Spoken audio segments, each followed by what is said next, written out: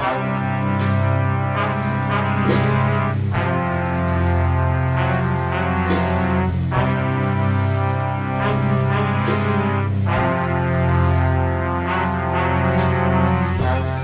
everybody, and welcome back to another fanfiction reading. Today, finally finishing Pinkie Pie is Dead with Chapter 13, The Hard Goodbye.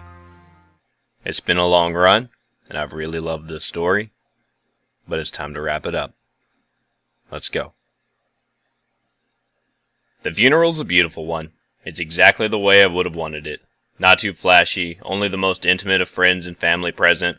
No pretense, no orchestras, just silence under a mournful gray sky. I'm almost jealous that it isn't mine. Would have been too easy to let me just keel over like that, I guess. Somewhere, I'm not surprised that I can't even die correctly without something going wrong. It's been almost a week of transfusions and tubes and doctors poking and prodding me. I've got stitches in places I'm not proud of. They stuck Doc with the worst job, telling me that my left hind forelegs would probably be wonky for the rest of my life. Odds are I'll never really walk right again. Hurt to stand on for too long, so I lean against the old cedar hanging over the Ponyville graveyard and watch. I guess it was worth it, just to be standing here. The congregation is smaller than I would have expected, even for a private event. The princesses aside, I count about 20 ponies. The remaining bearers have all come to see their friend off. The cakes have come as well. Miss Cake sniffles, wiping her eyes.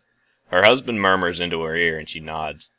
A bunch of other ponies I don't recognize make up the rest of the mourners. One of them, a mare grayer than an old photograph, with a radiant indigo eyes, stands closest to the grave along with the bearers. She hasn't said a word. The princesses finished their speech. I can't make it out from here. Standing on either side of the tombstone, they nod to each other and spread their wings. I close my eyes. A monumental magic rushes through the air like wind. My hair stands on end. An incandescent glow forms around the tombstone, swirling and humming. The ache in my hooves and bones evaporates as it climbs upward into the sky. Like a tower built by rainbows, it ascends, piercing and scattering the clouds. Higher it goes until it vanishes into the stratosphere. There's a brief glimmer, and a new constellation is born. Magic is the damnedest thing. With that, the ceremony comes to an end. Taking Twilight under her wing, Princess Celestia whispers a few words to her. Twilight wipes her eyes and manages to crack a weak smile. Princess Luna's glance catches mine out of the corner of her eye. How she knew I was there, I'll never know. I look away and close my eyes. I wait, not sure how long. Maybe an hour, maybe more. But I stand there under that old cedar tree until Fluttershy finally pulls Rainbow Dash away from the tombstone. They leave together, and the graveyard is empty. A cold wind whispers through the trees, and I limp toward the grave. Hurts like a mother, and the cold air makes my muscles ache something fierce. My ragged trench coat almost cuts off the bite from the breeze, at least. It smells like fall, season of the cold and dead. I stop in front of the grave, and am finally alone with her. Here lies Pinkamena Diane Pie, element of laughter. Her smile warmed the hearts of all. There's nothing but silence, and I just don't know how to start. Hi there, Pinkie, I finally croak. I stare down at my hooves. Sorry it's, taken me this long to get back to you. I've been meaning to talk to you, I swear. I've just been busy. As usual. You've got some swell friends, Pinkie.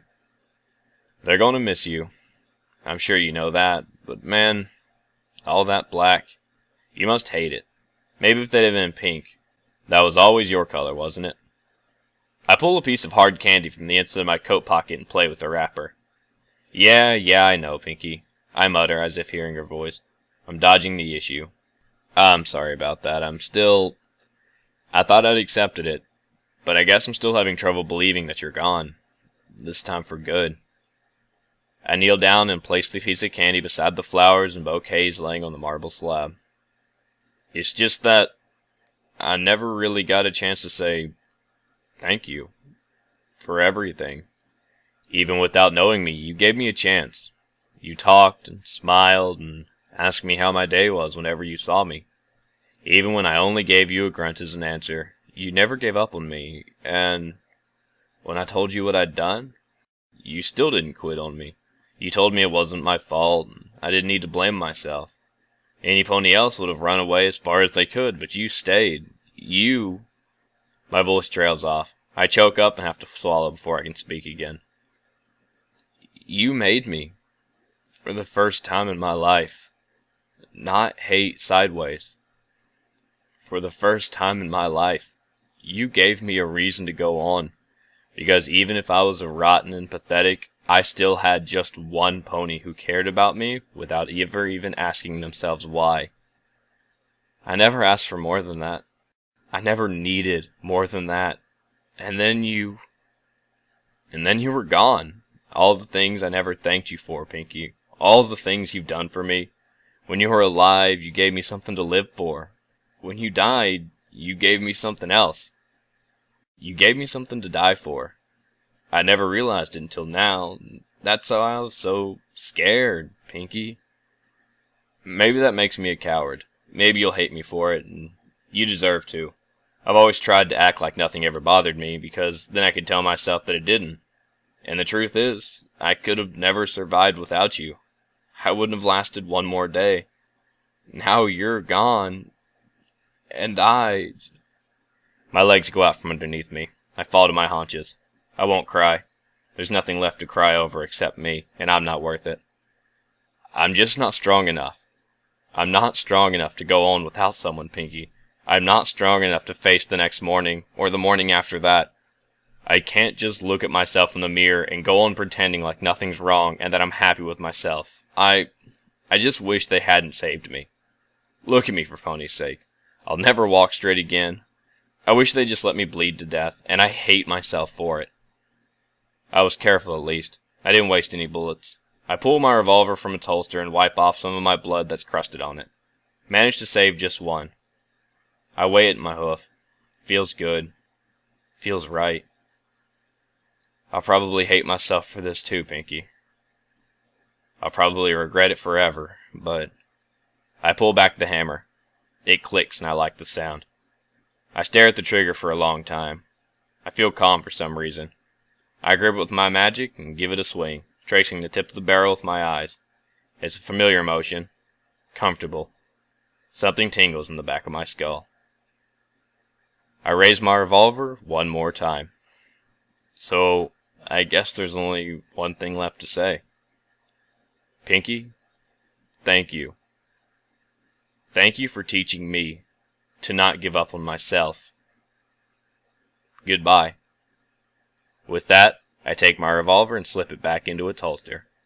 A load lifts from my shoulders. I breathe deeply, and for the first time in ages, I don't despise reminding myself that I'm alive. I open my eyes. The gray autumn light is refreshing. For a moment, I stand there and just listen to the silence. And then I speak out loud. Plan on watching me for much longer? I ask over my shoulder. There's a jitter of surprise as hooves step back on leaves. How did you... I'm not as dumb as I look, Miss Sparkle, I say wearily, pulling a cigarette from inside my coat pocket. How long have you been standing there? Why? Did I see something I shouldn't have? I guess not, I answer vaguely. I light up and turn to face the mare. She walks up to me, cautious, but entirely unafraid. I'm sorry for spying on you, she says apologetically. No need for that, ma'am. Just giving a few parting words to a friend. Twilight nods, looking past me to the tombstone. I'm going to miss her. So am I, Miss Sparkle. You should be getting home, though. It's nippy out here. I'd offer you my coat, but, well, I don't think you'd want it, I say dryly, brushing at the blood stain and taking a drag. I think I'll be fine, thanks. She turns around, and then looks back when I don't follow. You coming? Excuse me? You're not going to let a mare walk home by herself, are you? I can't help but smile. It's a strange feeling. I think I like it. I fall in beside her, and we head out of the graveyard. How's the leg? Twilight asks, glancing at my left foreleg. Doesn't hurt much anymore, I lie. I'll get used to it. We walk in silence for a while, and then I ask her something that's been bugging me. Miss Sparkle, may I ask you a question? She gives me a coy smile. Only if you remember to keep up our deal sideways. Sorry. Twilight, may I ask you a question? Shoot. Why did you come back? The question stops her in her tracks. Twilight gives me a meek look. You looked distant at the funeral. I saw you staying behind and, well, I wanted to make sure you were alright. Making sure I'm alright. It's strange how sometimes it doesn't even take a big speech to swing your life in another direction. Sometimes it's just a few small words from the right person. Thanks, Twilight, I say simply. She stops and cocks her head. Hold on a minute. Was that a smile I just saw then? No, it wasn't. Maybe, she clucks, pulling the cigarette out of my mouth. I didn't see it with this in the way. You really should quit. It smells. Sorry. Nervous habit. And I guess it fits with the image, doesn't it? Oh, the darking brooding type? I think you've got that down to a T without even needing the tobacco, mister. Is that so? I ask, raising an eyebrow. What is this, another interrogation? You just can't keep from asking questions, can you, Sideways? I guess not. I really can't help it, though. It's in my blood. I take off my hat and tuck it inside my coat. I feel the wind on my face. Storm's over. I think we're due for some sunshine. I feel a tickle at the back of my throat and a smile. I do something that was pretty sure I'd never do again. Pinkie Pie gives me one last gift. I laugh. Twilight raises her eyebrow in surprise. What's so funny?